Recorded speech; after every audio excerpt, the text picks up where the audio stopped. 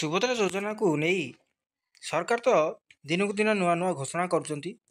ଆଉ ପ୍ରତିଦିନ କିଛି ନା କିଛି ଅପଡ଼େଟ୍ ଆସୁଛି ଏବଂ ଅପଡ଼େଟ୍ ଗୁଡ଼ିକ ଆପଣଙ୍କ କତିରେ ପହଞ୍ଚିବା ଆମର ଦାୟିତ୍ୱ। ଆପଣମାନେ ଜାଣିଛନ୍ତି ମୋ ଚ୍ୟାନେଲରେ ମୁଁ ନିହାତି ଭାବରେ ଯେକୌଣସି ଅପଡ଼େଟ୍ ଆସୁ ସୁଭଦ୍ରା ଯୋଜନା ହେଉ ବା କୃଷି ଯୋଜନା ହେଉ ବା କୃଷକମାନଙ୍କ ପାଇଁ ଯେକୌଣସି ପରିସ୍ଥିତି ହେଉ ମୁଁ ନିଶ୍ଚୟ ଭାବରେ ମୋ ଚ୍ୟାନେଲରେ ଅପଡ଼େଟ୍ ଦେଇଥାଏ। ତ ଆପଣମାନଙ୍କୁ ଏତିକି ଅନୁରୋଧ, ଭିଡ଼ିଓଟିକୁ ଶେଷ ପର୍ଯ୍ୟନ୍ତ ଦେଖନ୍ତୁ ଏବଂ ଶେଷ ପର୍ଯ୍ୟନ୍ତ ଦେଖିଲା ପରେ ନିଶ୍ଚୟ ଭାବରେ ଯଦି ଭଲ ଲାଗିବ ମୋ ଚ୍ୟାନେଲକୁ ସବସ୍କ୍ରାଇବ୍ କରିବେ, ଆଉ ଲାଇକ୍ କରିବେ, ସେୟାର କରିବେ, ଆଉ କମେଣ୍ଟ କରିବାକୁ ଭୁଲିବେ ନାହିଁ। ଆପଣମାନେ କେଉଁଠୁ ଦେଖୁଛନ୍ତି, ଆପଣମାନଙ୍କର ପରିସ୍ଥିତି କ'ଣ ଅଛି। ତ ନିଶ୍ଚୟ ଭାବରେ ଆଜିର ଅପଡ଼େଟ୍ଟି ଆପଣମାନେ ଜାଣିଲେ ନିହାତି ଖୁସି ହେବେ। ଯେଉଁ ଅପଡ଼େଟ୍ଟି ବର୍ତ୍ତମାନ ସରକାର ଘୋଷଣା କରିଛନ୍ତି, ଆପଣମାନେ ତ ଜାଣିଛନ୍ତି ଯେଉଁ ଡିସେମ୍ବର 25ରୁ ଚତୁର୍ଥ ପର୍ଯ୍ୟାୟ ଟଙ୍କା ମିଳିବାକୁ ଥିଲା ତାକୁ ସ୍ଥଗିତ ରଖାହେଲା। କାରଣ ତାର ସରକାର କହିଲେ ଯେମିତି ଏକାଥରକେ ସବୁ ମହିଳାମାନଙ୍କୁ ଟଙ୍କାଟି ଦିଆଯିବ, ପରବର୍ତ୍ତୀ ଆଉ ଗୋଟେ ଡେଟ୍ ଘୋଷଣା ନ ହେଉ, ଯାହାଫଳରେ ମହିଳାମାନଙ୍କ ମନରେ ଗୋଟେ ବିତୃଷ୍ଣା ଭାବ ଆସୁଛି ଯେ ସରକାର କାଳେ ଆମକୁ ନ ଦେବେ ବୋଲି। ସେଥିପାଇଁ ସେମାନେ କ'ଣ କଲେ ନା ଏକ 25 ତାରିଖରୁ ଘୁଞ୍ଚେଇ ଦେଇ ଜାନୁଆରୀ ଯାକେ ରଖିଦେଲେ ଡେଟ୍। ତା ଭିତରେ ଯେଉଁ 5 ଲକ୍ଷ ମହିଳାମାନେ ଥିଲେ KYCରେ, ଯେଉଁମାନଙ୍କର ରିଜେକ୍ଟ ହେଇଥିଲା, ଯେଉଁମାନେ ସୋ ମୋଟ OPT ଆଉଟ୍ ଯେଉଁଟା କରିଦେଇଥିଲେ ଭୁଲ ଭାବରେ, ସେମାନଙ୍କ ପାଇଁ ବିଚାର କରିବା ପାଇଁ ସରକାର ତାକୁ କ'ଣ କଲେ ନା 30 ତାରିଖ ପର୍ଯ୍ୟନ୍ତ ଘୁଞ୍ଚେଇ ଆଣିଲେ। ଏବଂ 30 ତାରିଖ ପରେ ବା ଆଜି ଡେଟ୍ରେ 30 ତାରିଖ ଆଜି ଡେଟ୍, ତ ନିଶ୍ଚୟ ଭାବରେ ଆଜି ପରଠୁ ଗୋଟେ ଲିଷ୍ଟ ଆସିବ ଏବଂ ସେଇ ଲିଷ୍ଟରେ ଆପଣମାନେ ନିଜର ନାଁ ପାଇପାରିବେ।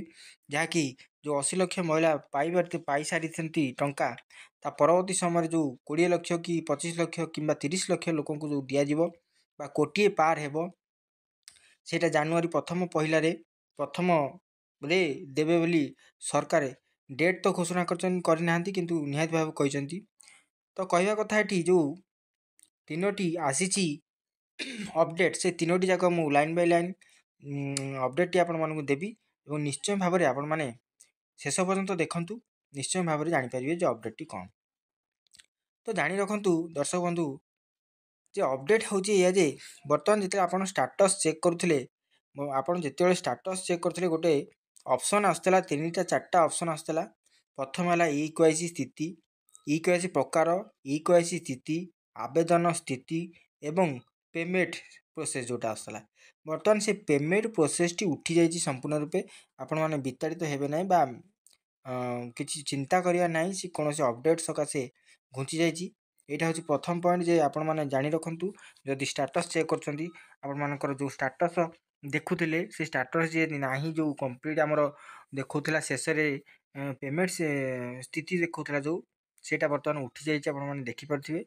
ଆଉ ସେଇଟା ଉଠିଯିବାର କାରଣ ନିହାତି ଗୋଟେ କିଛି ଅପଡ଼େଟ୍ ହେବାକୁ ଯାଉଛି। ଆପଣମାନେ ଜାଣିଥିବେ ପ୍ରତିଦିନ ସରକାର କିଛି ନା କିଛି ଅପଡ଼େଟ୍ କରିଛନ୍ତି, ଯେଉଁଟାକି ସେଇଟା ମଧ୍ୟ ତା ଭିତରେ ଅଛି। ତ ଇଏ ହେଲା ପ୍ରଥମ ପଏଣ୍ଟ। ଦ୍ୱିତୀୟ ପଏଣ୍ଟ ହେଲା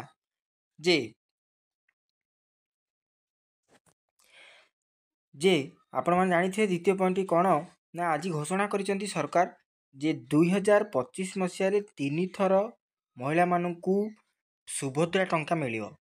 ସତ କଥା ଏଇଟା। ଆକ୍ଚୁଆଲି ସତ କଥା କ'ଣ ନା ଯେଉଁମାନେ ଚତୁର୍ଥ ପର୍ଯ୍ୟାୟ ଟଙ୍କାଟି ପାଇନାହାନ୍ତି ସେମାନେ ତ ଜାନୁଆରୀ ପ୍ରଥମରେ ପାଇବେ। ତ ସିଏ ଗଲା 1। ତ ସେଇ ମହିଳା ପୁନର୍ବାର ସରକାର କହିଛନ୍ତି 1 କୋଟି ମହିଳାଙ୍କୁ ଏକା ବେଳେ ଟଙ୍କା ଦେବେ। କେଉଁଦିନ ନା ମାର୍ଚ୍ଚ 8 ମହିଳା ଦିବସ। ଜାଣିଥିବେ ମାର୍ଚ୍ଚ 8 ମହିଳା ଦିବସ ଦିନ ସରକାର ଦ୍ୱିତୀୟ କିସ୍ତି ସୁଭଦ୍ରାର ଦ୍ୱିତୀୟ କିସ୍ତି ଟଙ୍କା ପଠାଇବେ। ଇଏ ଗଲା 2 ଥର। ତୃତୀୟ ଥର ହେଉଛି କେଉଁମାନଙ୍କୁ ମିଳିବ ନା ପୁଣି ସେଇମାନଙ୍କୁ ମିଳିବ ଦ୍ୱିତୀୟ କିସ୍ତି। ତୃତୀୟ କିସ୍ତି ମିଳିବ କେଉଁଠି ନା ଆମର ରକ୍ଷାବନ୍ଧନ ବା ରାକ୍ଷୀ ପୂର୍ଣ୍ଣିମା ଦିନ ସମସ୍ତଙ୍କୁ ପୁନର୍ବାର ଟଙ୍କାଟି ମିଳିବାକୁ ଯାଉଛି, ଯେଉଁଟାକି ଏଇ ବର୍ଷରେ 3 ଥର। ଯେଉଁମାନେ ପାଇଯାଇଛନ୍ତି ସେମାନଙ୍କ ପାଇଁ 2 ଥର, ଯେଉଁମାନେ ପାଇନାହାନ୍ତି ସେମାନଙ୍କ ପାଇଁ 3 ଥର, ଅର୍ଥାତ୍ ଏକାଥରେ 15,000 ଟଙ୍କା ସରକାର ଆପଣଙ୍କ ଆକାଉଣ୍ଟକୁ କ୍ରେଡ଼ିଟ୍ କରିବେ। ଯେଉଁମାନଙ୍କର ସବୁକିଛି କ୍ଲିଅର୍ ଥିବ, ସରକାର ବାରମ୍ବାର କହୁଛନ୍ତି ଯେ ଆପଣମାନେ DBT ରଖନ୍ତୁ, NPCI କ୍ଲିଅର୍ କରନ୍ତୁ, EKYC ସ୍ଥିତି ଯାଞ୍ଚ କରନ୍ତୁ, ବାୟୋମେଟ୍ରିକ୍ କରନ୍ତୁ ଯଦି OTP ଅଛି, ଆଉ ବ୍ୟାଙ୍କ ସଚଳାଚଳ ଥିବା ଦରକାର, ଯେଉଁଟାକି ଆପଣମାନଙ୍କ ଆକାଉଣ୍ଟକୁ କ୍ରେଡ଼ିଟ୍ ହେବ ଟଙ୍କା, ନଚେତ୍ ହେଇପାରିବ ନାହିଁ। ଆଉ ଯେଉଁମାନଙ୍କର ରିଜେକ୍ଟ ହେଇଥିଲା ସରକାର ତ ପରବର୍ତ୍ତୀ ସମୟରେ ତାଙ୍କୁ ଯୋଡ଼ିବା ପାଇଁ ସେଥିପାଇଁ ତ ସମୟ ଦେଲେ, ସେଥିପାଇଁ ତାଙ୍କୁ ସମୟ ଦେଇଛନ୍ତି।